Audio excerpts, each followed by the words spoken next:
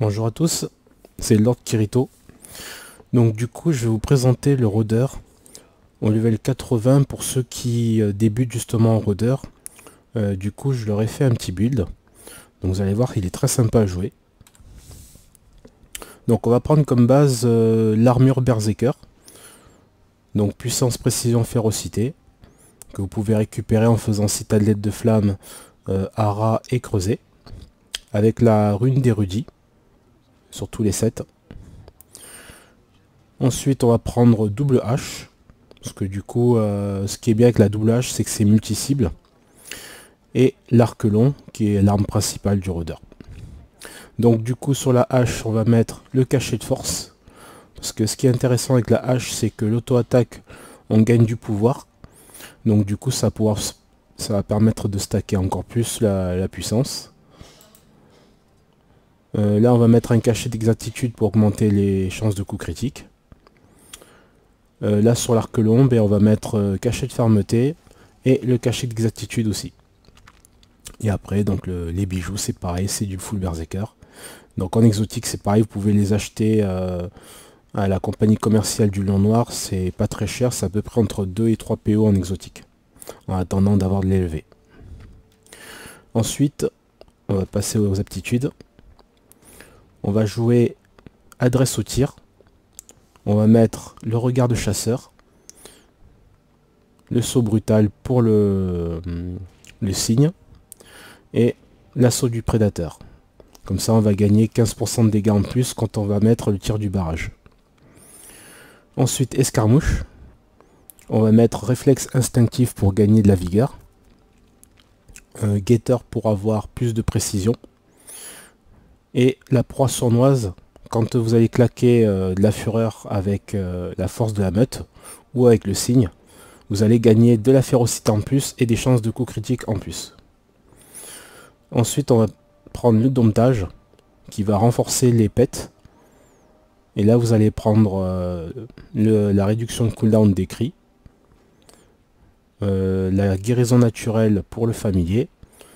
Et ici, pour la hache, on va du coup optimiser pour faire encore plus de férocité.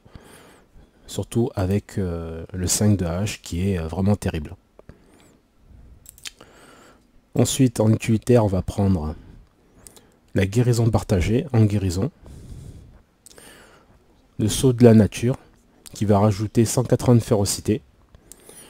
Le signe de pierre, du coup ça sera un élément maître de votre build. Puisqu'en fait quand vous claquez le signe de pierre, vous gagnez de la fureur par rapport à ce trait là. Mais également, ce qui est intéressant sur le signe de pierre, c'est que du coup les attaques subies n'infligent aucun dégât. Donc du coup, quand vous burstez, et surtout si vous avez beaucoup d'ennemis qui sont très puissants, vous claquez ça en fait d'entrée et vous faites votre burst. Du coup ça vous permet sur les 6 premières secondes de ne pas prendre de dégâts.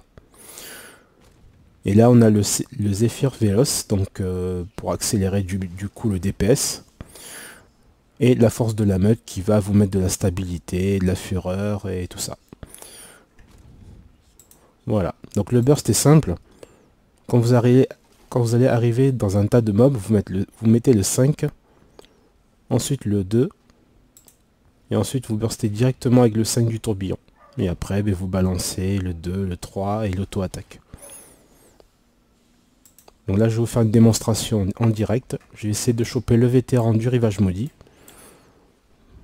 Parce que sinon, si je prends un mob normal, je ne pourrais pas faire la rotation complète.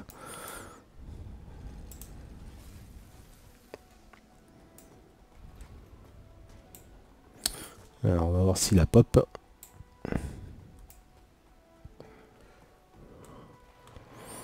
Visiblement pas encore.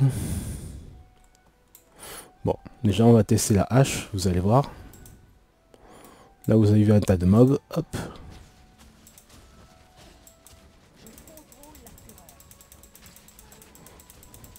Et comme vous pouvez voir, je suis déjà monté à 16 stacks de pouvoir. Donc c'est très intéressant. On va essayer de choper d'autres mobs. Ici il y a 3 villageois.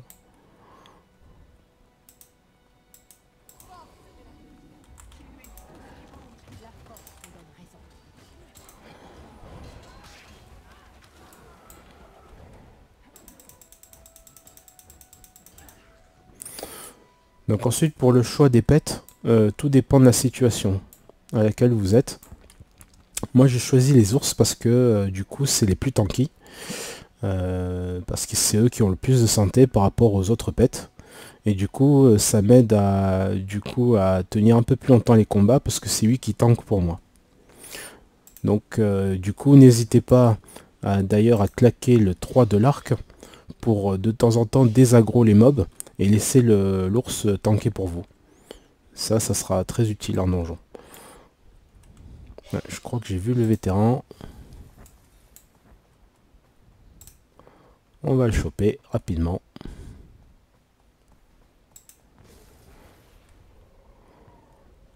Donc là je vais tout claquer.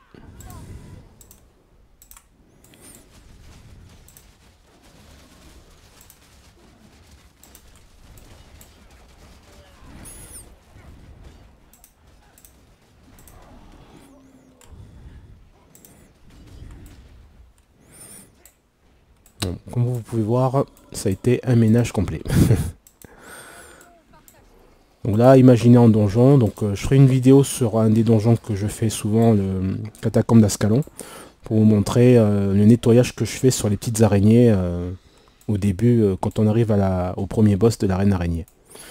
C'est vraiment impressionnant, parce que du coup, le tourbillon fait office de barrage sur les projectiles. Et les multi-cibles, du coup, avec la hache en ricochet, nettoient très très vite les mobs. Donc voilà. Donc pour la prochaine vidéo, du coup, je vais vous montrer ça directement sur Catacombe d'Ascalon pour voir l'efficacité du build. Voilà, voilà. Sur ce, bon jeu à tous.